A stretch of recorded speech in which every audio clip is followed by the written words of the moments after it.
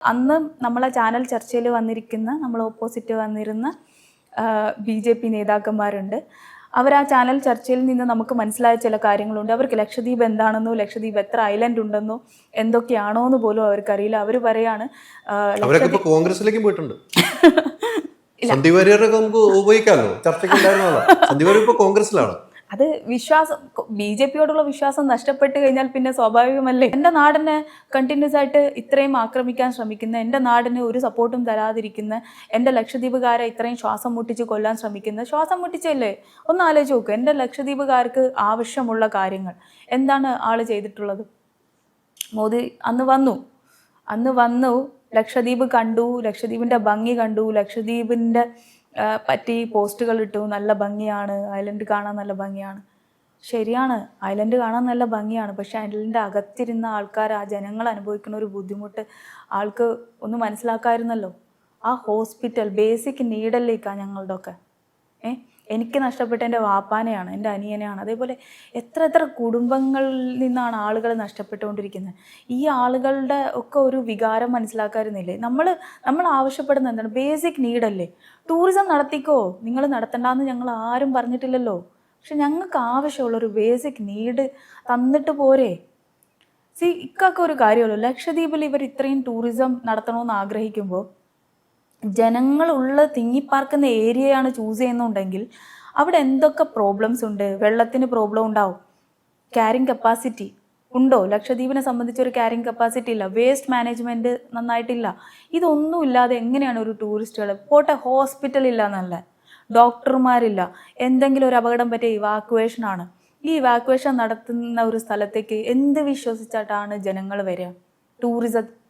ടൂറിസ്റ്റായിട്ട് എന്ത് വിശ്വസിച്ചിട്ടാണ് വരേണ്ടത്? ഒന്ന് പറഞ്ഞേക്കാം. അതല്ലേ ആദ്യം മാറ്റം വരുത്തേണ്ടത്, അതല്ലേ നമ്മൾ ആവശ്യപ്പെട്ടത്.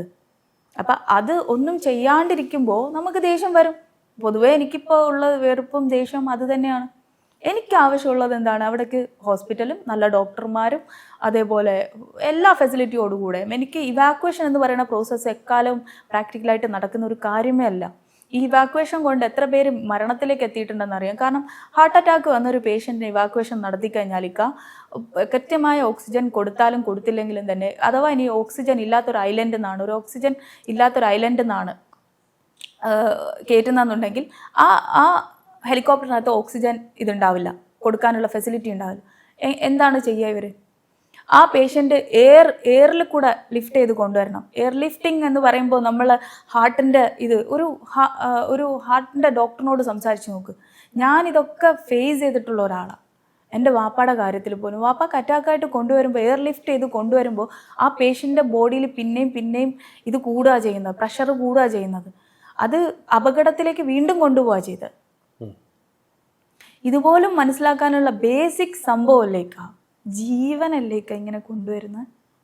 നമുക്കൊക്കെ പ്രിയപ്പെട്ട ജീവനല്ലേ, എനിക്ക് നഷ്ടപ്പെട്ട എൻ്റെ വാപ്പാനല്ലേ. അപ്പം ആ ജീവൻ അന്ന് കൊണ്ട് എത്തിച്ച സമയം ഒന്നാമത് സമയത്തിന് എത്തിയില്ല എന്നുള്ളത്.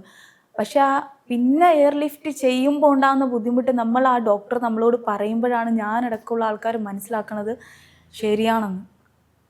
ഇതിനു മുമ്പ് എനിക്കും അറിവുകളില്ല. ഞാൻ എൻ്റെ അനുഭവത്തിൽ നിന്നാണ് ഇതൊക്കെ പഠിച്ചത്.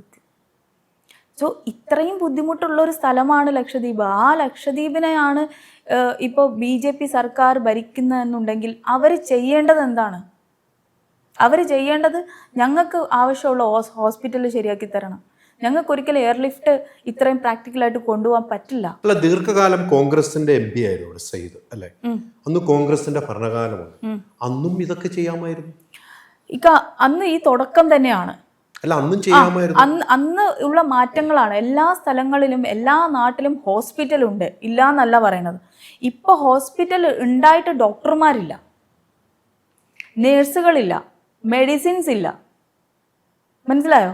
ഉണ്ടായിരുന്ന സമയമുണ്ട്, ഇല്ലാത്ത സമയത്തെ പറ്റിയാണ് ഞാൻ പറയുന്നത്. Ultra modern kitchen devices. ഒരു കിച്ചണിൽ വേണ്ട എല്ലാ ലേറ്റസ്റ്റ് ബ്രാൻഡുകളും ഇവിടെയുണ്ട്. ലോകോത്തര ബ്രാൻഡുകൾ, original products, wide range. MyG future.